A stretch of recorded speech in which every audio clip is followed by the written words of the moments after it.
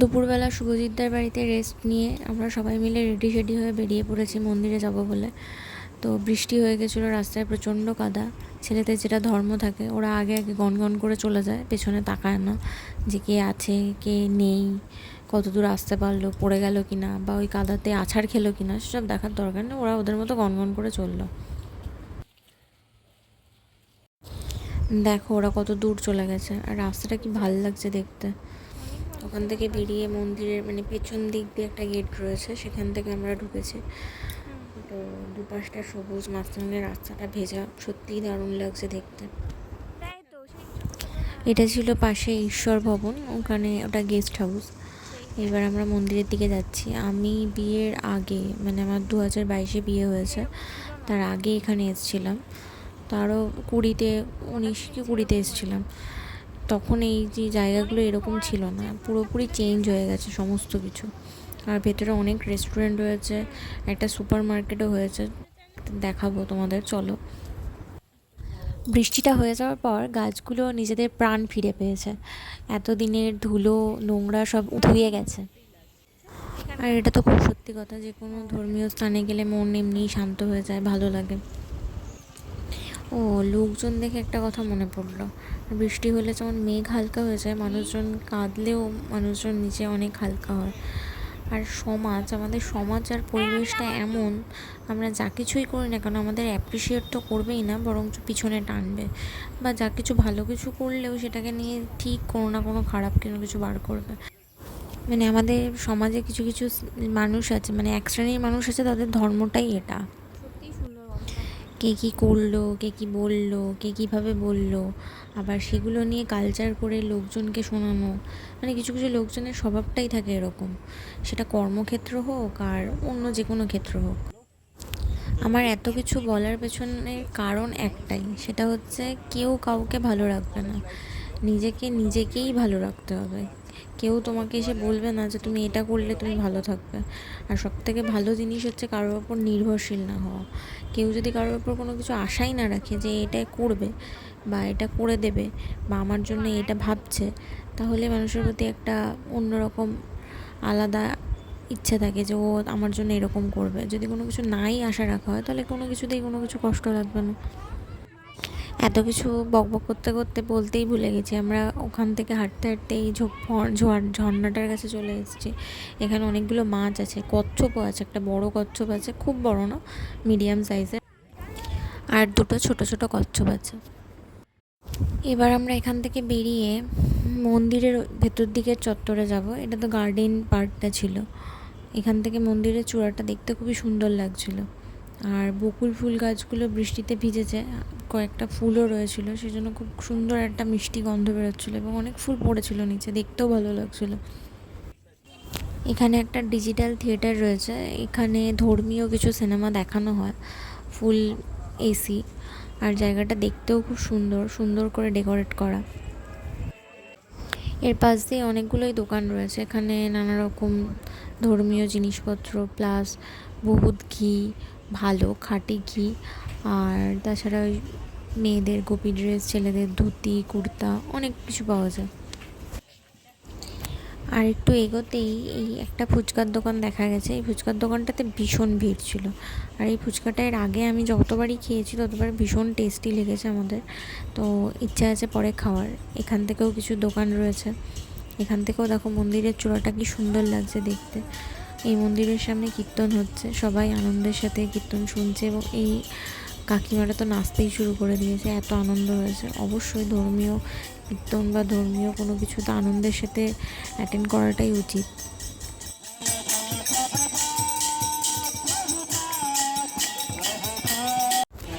এটা হলো সমাধি মন্দির। এই সামনে যে তিনজন দাঁড়িয়ে রয়েছে, এরা আকাশকে ছবি তুলে দেওয়ার জন্য বলেছিল, সেই ভিডিওটা আমি আর নিতে পারিনি।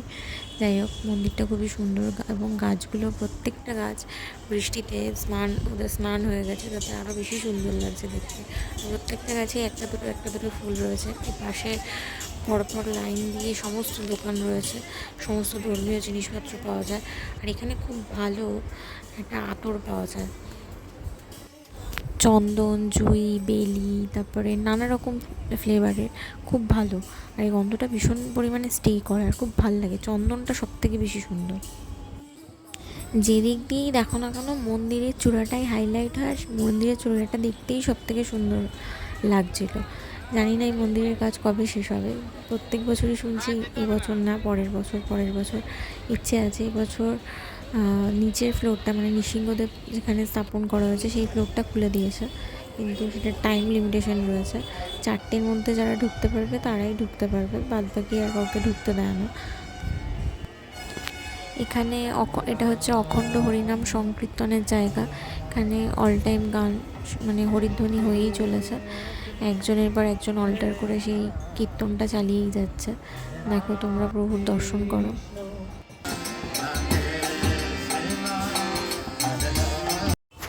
আমরা ভেতর দিকে আরেকটু এগিয়ে গেলাম। শুভজিৎদা আমাদের বলছিল যে এটা মনে হয় সব থেকে লম্বা একটানা বিল্ডিংয়ের মধ্যে প্রথম, মানে কয়েকটা যদি থেকে থাকে তার মধ্যে প্রথম সারিতেই রয়েছে। এটা এখান থেকে শুরু, ওই মাথায় গিয়ে শেষ। আর নতুন বিল্ডিংটার সাথে একটা ব্রিজ, ফ্লাইওভারও তৈরি হয়েছে, যাতে এইখান থেকে ওটাতে যাওয়া যায়। সামনে সবাই জমাট বেঁধে রয়েছে, নিঘাত ওখানে কীর্তন হচ্ছে।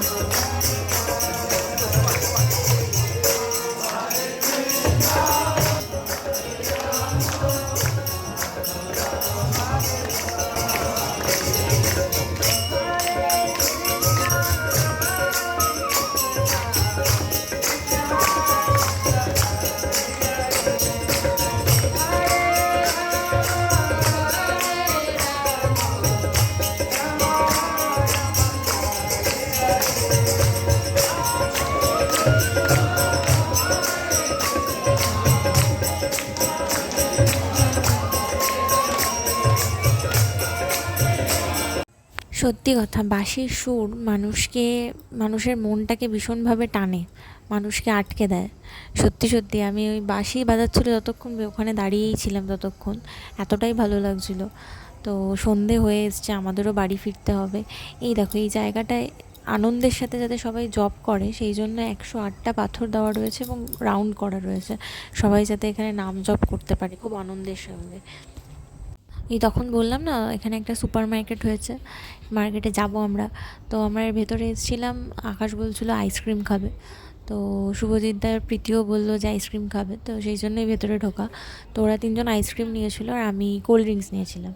তো দেখো ভেতরে সমস্ত কিছু রয়েছে, এমন কোনো জিনিস নেই যেটা নেই, সমস্ত কিছু রয়েছে। মানে একসাথে এইটুকু জায়গার মধ্যে এত কিছু, মানে এটা বাইরে থেকে দেখে কেউ বুঝতেই পারবে না, হয়তো ভাববে যে কিছু সামান্য সামান্য জিনিসপত্র রয়েছে, কিন্তু না, এখানে সমস্তটা রয়েছে, মানে কিচ্ছু বাদ দেয়নি। সবজি থেকে চাল, তারপরে মানে ক্লিনের জিনিসপত্র, সমস্ত কিছু।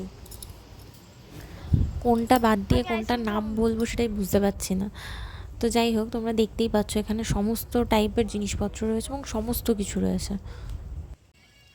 আমাদের যেহেতু বাইকটা শুভজিৎদার বাড়িতে রয়েছে, তো আমরা সবাই এখন আইসক্রিম, মানে ওরা সবাই আইসক্রিম খাচ্ছিলো, খেতে খেতে শুভজিৎদার বাড়িতেই যাচ্ছি। সন্ধে হয়ে রয়েছে, টুপটাপ বৃষ্টিও পড়ছে কয়েক ফোঁটা। তো চলো, শুভজিৎদার বাড়ি যেতে যেতে একটা দোকান রয়েছে, সেখানেও একটু ঢুকবো। এই যে আমরা দেখো আতরগুলোর কথা বলছিলাম, আতরগুলোই দেখছিলাম, ভীষণ সুন্দর, কিন্তু এখানে আমাদের পছন্দের মতো কোনো কিছু আমরা পেলাম না, তাই আমরা আর নিইনি। পরে একদিন আসবো, সেদিন নেব, সেই জন্য আর সেদিন নেওয়া হলো না। তো আমরা দেখে ডেকে চলে আসলাম। তো আমারও পছন্দ হয়নি, আকাশেরও পছন্দ হয়নি, শুভজিৎদারও কোনো কিছু পছন্দ হয়নি যে কেউ একজন নেবে। তো আমরা ফাইনালি শুভজিৎদার বাড়ির থেকে বেরিয়ে পড়েছি, মায়াপুর মোড়টাও ক্রস করে গেছি। রাস্তা দেখেই বুঝতে পারছো এদিকেও ভালোই বৃষ্টি হয়েছে। তো আজকের ভিডিওটা এখানেই শেষ করছি, তোমাদের কেমন লাগলো জানিও। Tata, bye bye.